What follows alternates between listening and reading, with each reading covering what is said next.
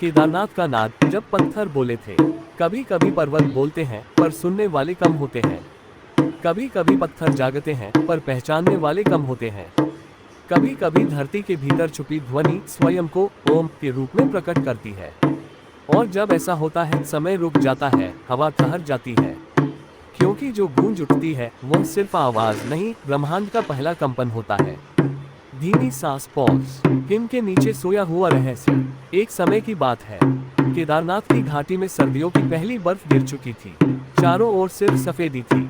हवा इतनी शांत की लगता था जैसे पर्वत खुद ध्यान में डूबे हो। इसी घाटी के पास एक छोटा सा लकड़ी का आश्रम था। वहीं रहता था एक युवा शोधकर्ता अर्नब। वह पहाड़ों में नाद तरंगों का अध्ययन करता था, क्योंकि उसे लगता था कि प्राचीन मंदिर केवल पत्थर नहीं होते, उनके भीतर ध्वनि को पकड़कर रखने की शक्ति होती है।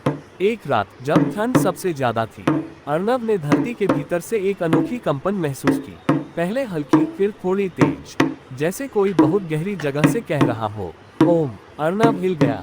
ये आवाज इंसानी नहीं थी, ये हवा की नहीं थी, ये पृथ्वी की थी। पहाड़ में बंद ऊर्जा। अगले दिन उसने अपने उपकरण लेकर बर्फीली घाटी की ओर जाना शुरू किया। जैसे जैसे वह केदारनाथ मंदिर के पीछे पुराने रास्ते पर पहुंचता गया, तरंगे और साफ सुनाई देने लगी। मंदिर के पत्थर ठंड में भी गर्म महसूस हो रहे थे, जैसे उनके अंदर ऊर्जा बह रही हो। जब उसने पत्थर पर हाथ रखा, उसे एक बहुत हल्का कंपन महसूस हुआ, इतना मध्यम कि शायद किसी और को महसूस भी न हो। पर अर्नब समझ गया, ये वही कंपन है जिसे योगी अनहत नाद कहते हैं। एक ऐसी ध्वनि जो लगातार चलती है, पर केवल स्थिर मन ही उसे सुन पाता है।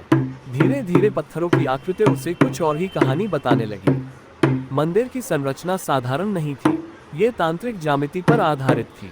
हर कोण, हर दीवार, हर पत्थर ध्वनि को पकड़ने और वापस लौटाने के लिए बनाया गया था। मंदिर एक प्राकृतिक ट्यूनिंग फोक की तरह काम करता था। और फिर रात होते ही वही ध्वनि फिर उठी, ओम।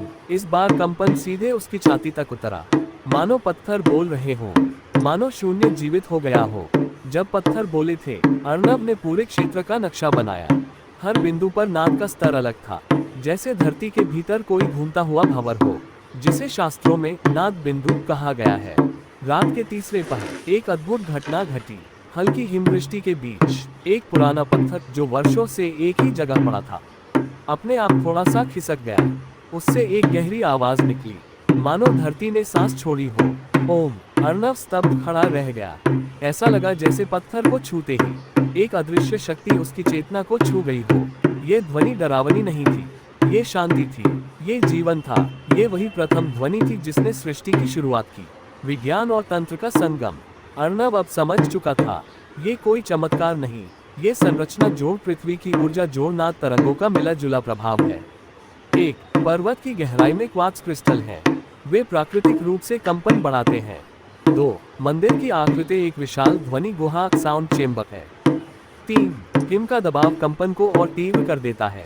4, सदियों से जप किया गया ओम पत्थरों में स्मृति की तरह बस गया है, इसलिए जब तापमान, दबाव और कंपन एक बिंदु पर मिलते हैं, पत्थर बोलते हैं। पर फिर प्रश्न खड़ा हुआ, क्या ये ध्वनि केवल वैज्ञानिक है या कुछ और? ओम का प्रकट होना। एक रात अर्नब ध्यान में बैठ गया। बहुत गहरी शांति, केवल बर्फ की धीमी सरसराहट। धीरे धीरे नाद फिर जागा। इस बार ध्वनि केवल उसके कान में नहीं, पूरे शरीर में गूंजी, जैसे ब्रह्मांड का एक छोटा द्वार खुल रहा हो। ध्वनि साफ होती गई, ओम ओम ओम। यह न तो किसी मंत्र का जप था, न किसी इंसान की आवाज। ये स्वयं प्रकृति की धड़कन थी। अर्णव की आंखें नम हो गईं। उसने पहली बार समझा, मंदिर केवल आस्था का स्थान नहीं, यह उन ध्वनियों का घर है जो दुनिया बनने से पहले थी। नाद जो हमेशा रहता है। सुबह होते ही नाद धीमा हो गया, जैसे पर्वत ने रात भर की कथा सुना दी हो और अब फिर मौन में डूब गया हो। अर्णव मंदिर के सामने खड़ा था।